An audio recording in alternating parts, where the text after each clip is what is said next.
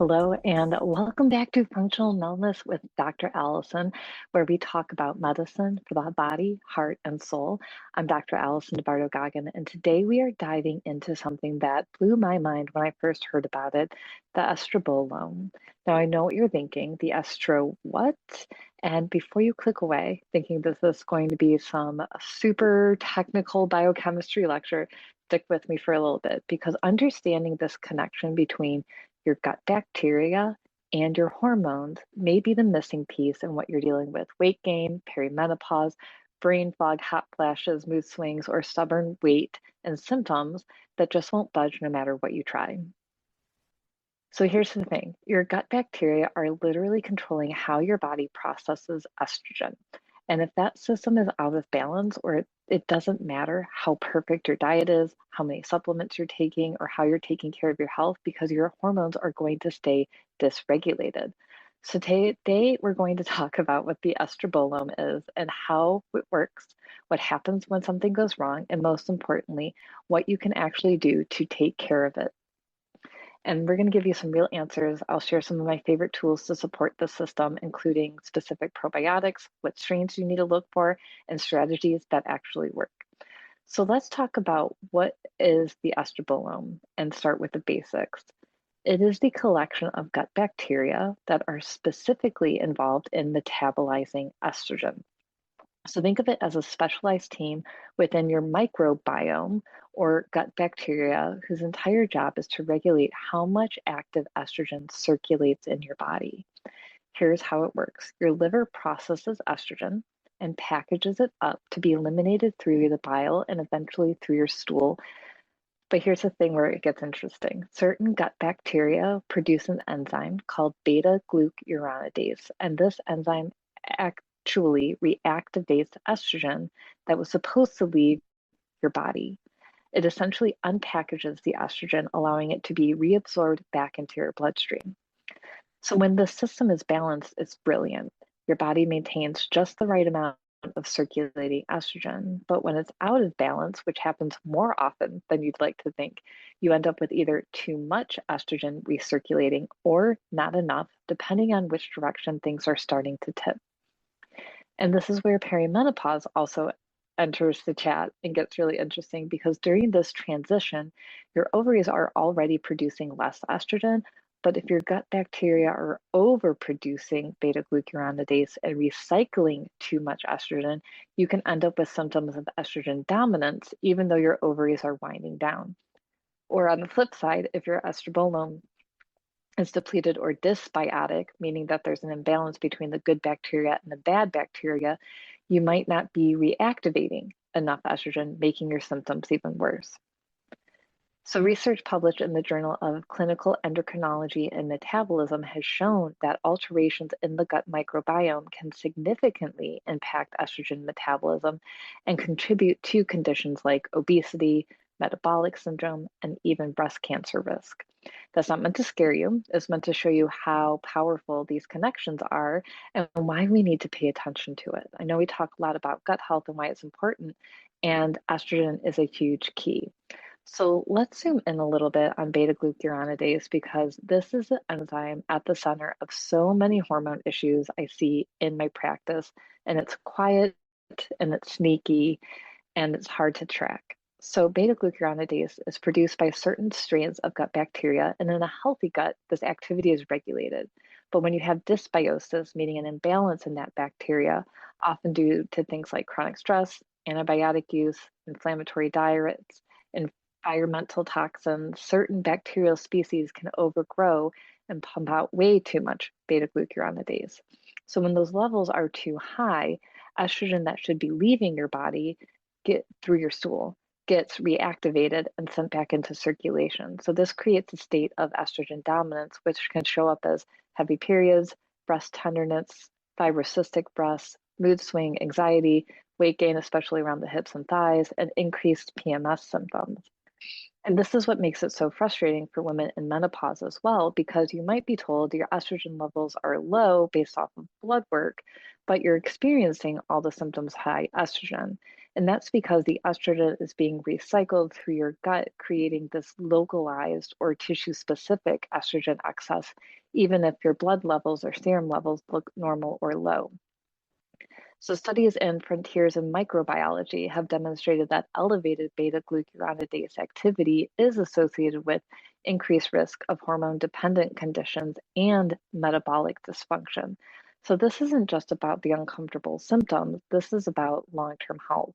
This is also why I don't just treat people based off of their symptoms, because you might look estrogen dominant, but it's actually coming from the gut and not a hormone issue. So on the other side, if this activity is too low or your estrobolome is depleted, you're eliminating too much estrogen too quickly. So this can also worsen perimenopausal symptoms like hot flashes, night sweats, vaginal dryness, brain fog, and mood changes too. So it's really all about balance. So how do we know if this is what's happening for you in your body? And this is where functional lab testing comes in, specifically the GI map stool test, which is my favorite and go-to for the past 17 years. So the GI map is a stool test, and it gives us a comprehensive picture of what's actually happening in your gut. It uses DNA analysis to identify specific bacteria, yeast, candida, parasites, viruses, protozoa living in your digestive system. But more importantly, for our conversation today, it actually measures beta glucuronidase activity directly. So when I run a GI map on someone struggling with perimenopausal symptoms or hormonal symptoms in general, we're looking at all these key markers, and beta glucuronidase is one of them. If it's elevated, that tells me that we need to address the bacterial overgrowth and support estrogen elimination. And if it's really low, we might need to support overall microbiome diversity to make sure that you have enough strains so all of these things can function at the same time. So we want to look at, are you missing key beneficial bacteria that help regulate inflammation and support hormone metabolism? Or do you have an overgrowth of opportunistic or bad bacteria or yeast like candida that can drive this inflammation and worsen hormone imbalance? The GI map also shows us markers of intestinal permeability, or what we commonly call leaky gut, and inflammation markers like calprotectin, and inflammation markers like secretory IgA. So all of these pieces matter because hormone balance doesn't happen in isolation. If your gut lining is inflamed and permeable, and if you have chronic low-grade infections, or if your immune system is constantly activated, your hormones are going to suffer. So we're looking at these digestive function markers as well, like, are you producing enough digestive enzymes? Is your stomach acid adequate? How are your pancreatic enzymes doing? Because if you're not breaking down your food and your fats and your protein and your carbs, you're not going to absorb the nutrients you need to make these hormones in the first place. So one thing that I want to mention here too is the test isn't always covered by insurance, and I get that cost can be a barrier. But in my experience, having this data saves you time, money, and frustration in the long run because we're not guessing and we're not throwing supplements at the wall hoping that something sticks or work. We're actually targeting very specific markers that we can test and retest if we need to, so you can see the data over time. So let's talk about some things that throw this out of balance in the first place. And the most common culprits that disrupt this estrobolome is the beta glucuronidase activity or depletion of beneficial bacteria.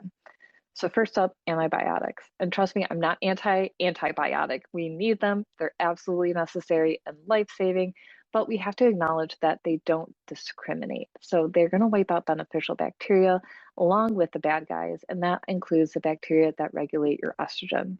So even a single round of antibiotics can alter your microbiome for months or even years if you don't actively work to rebuild it.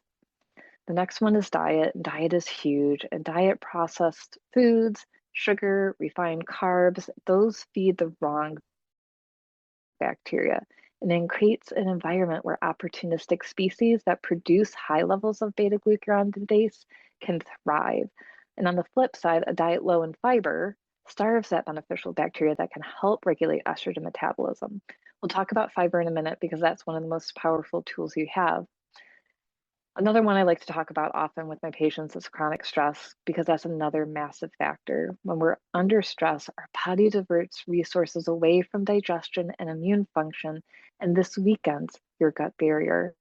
It reduces stomach acid and enzyme production and alters the composition of your microbiome. So, studies show that chronic stress can reduce microbial diversity and increase intestinal permeability. So, that's that leaky gut stuff. That brings us to environmental toxins like pesticides, metals, endocrine disrupting chemicals found in plastics, personal care products, household cleaners. All of these things can damage your gut lining and disrupt your microbiome as well, which means that they can directly interfere with hormone metabolism and in the liver.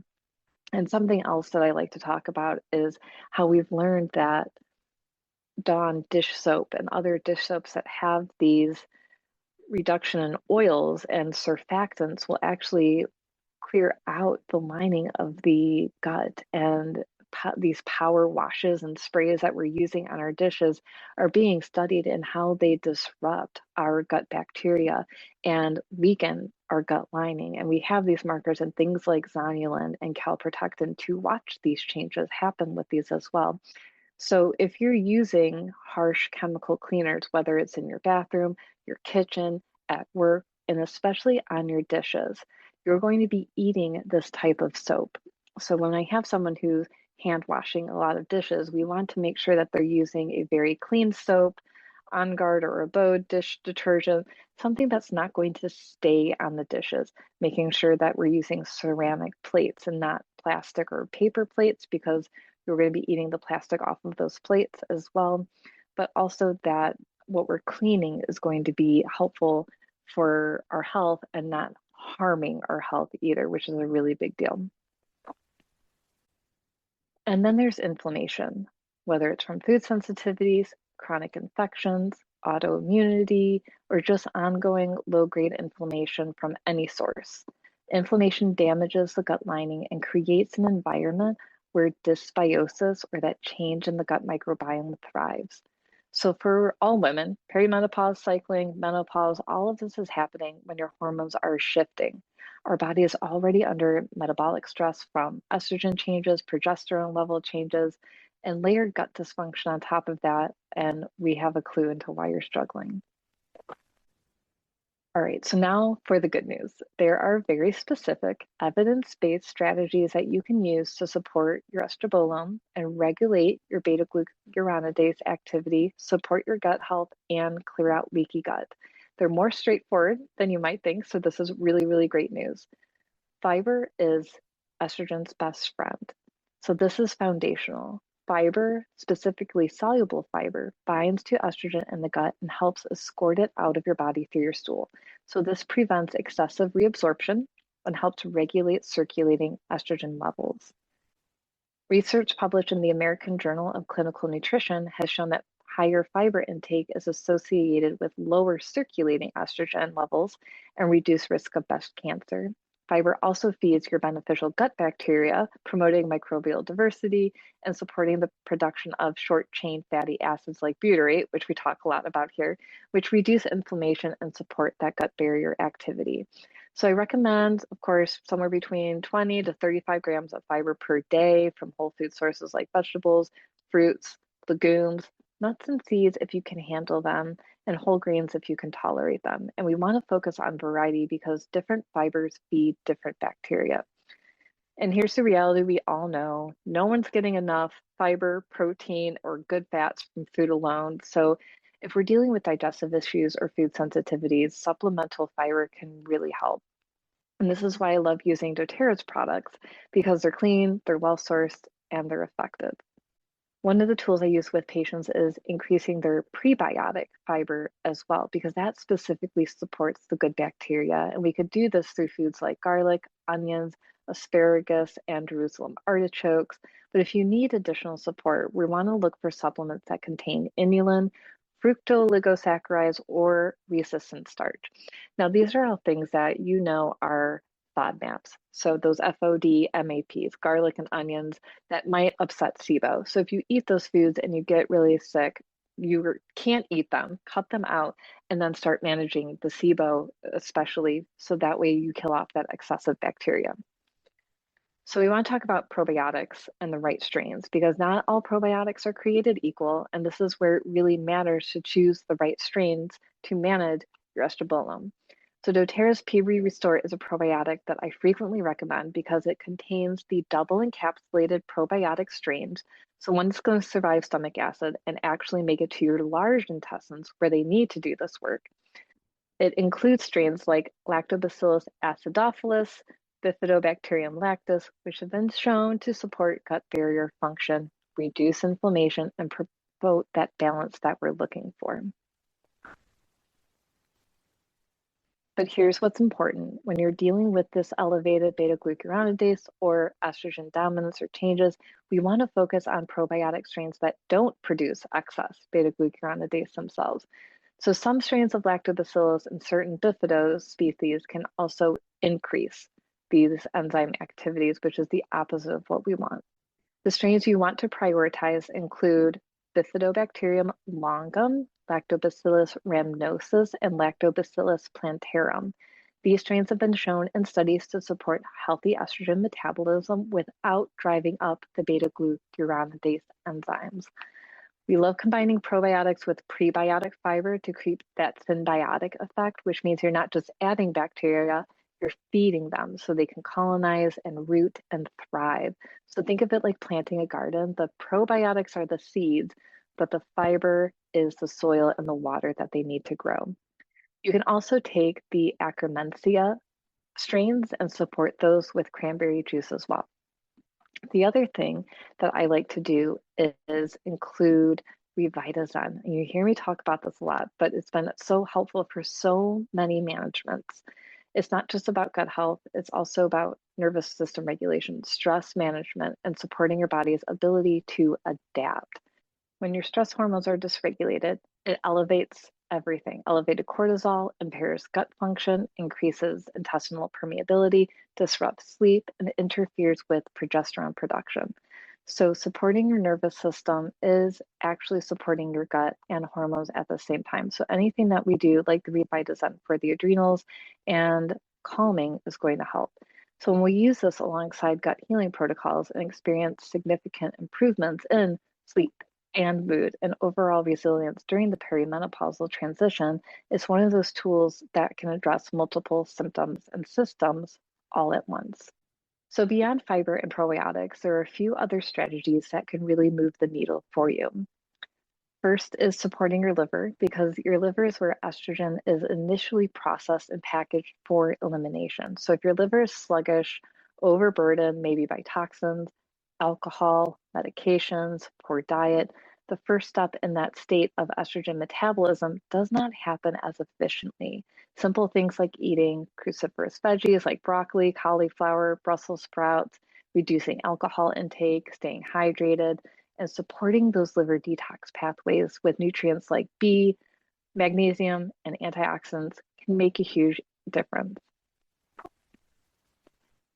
Second, we want to reduce your exposure to endocrine disruptors, which means choosing organic produce when possible, avoiding all of the plastics, especially for food storage and heating, using clean personal care and household products, and filtering your drinking water.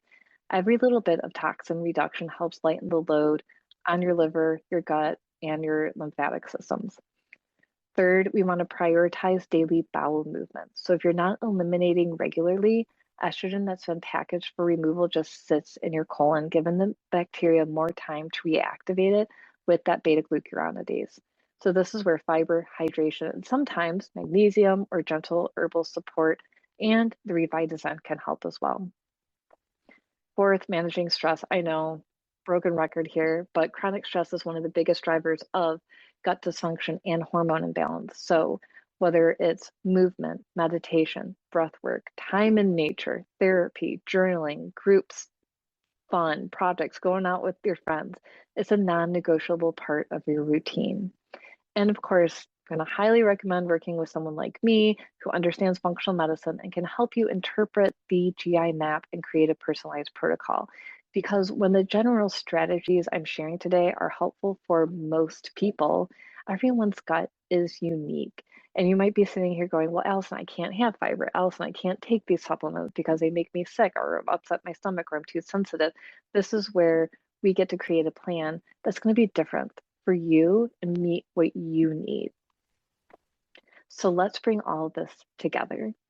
Your gut bacteria are not passive bystanders in your hormone health. They're active players regulating how much estrogen circulates in your body through this estrobolome and enzymes like beta-glucuronidase. So when the system is balanced, your body can navigate perimenopause with ease. When it's out of balance, you can end up with symptoms of estrogen dominance or deficiency that makes this transition so much harder than it needs to be, and trying to figure out where this is coming from. So the good news is that you have so much power to influence this through food, through fiber, the right probiotics, stress management, and reducing toxic exposures. You can really support this estrobolome and help your body process hormones more effectively. And if you're someone who's been struggling with perimenopausal symptoms that just won't budge no matter what you try, I really encourage you to look at your gut. Get tested with that GI map. It can give you so much information about what's actually happening in your microbiome and guide you towards better interventions instead of just guessing. I mentioned a few tools today that I use in my practice, like the PB Restore for probiotic support and prebiotic support, fiber for binding and eliminating estrogen, Revitazen for liver, gut, colon, kidney health. And you can all find these all through doTERRA, and I'll put the link below for them as well. And I'm also giving them away with our perimenopause power pack that I'm offering with Nurse Jen, who's a menopausal coach. So we can order your blood work testing, the GI map, the Dutch testing, anything that you need to cater to your personal body. We offer one-on-one consultations, lab testing, personalized protocols to support you through cycling, fertility, pregnancy, perimenopause, and menopause, and beyond. So as we wrap up, I want to say this. Hormonal changes aren't something that you just have to endure. You deserve to feel good in your body. You deserve to have energy, mental clarity, stable moods, a sense of vitality. And with the right support, that's absolutely possible. So thank you so much for being here today. If this resonated with you, please share it with a friend who needed to hear it. And if you haven't already, make sure to like and subscribe to this podcast so you don't miss any future episodes in our perimenopause series as well. We're going to continue covering sleep, brain health, weight, libido, and so much more. Until next time, take care of yourself. You're doing better than you think. Reach out for help when you need it, and we'll see you next week.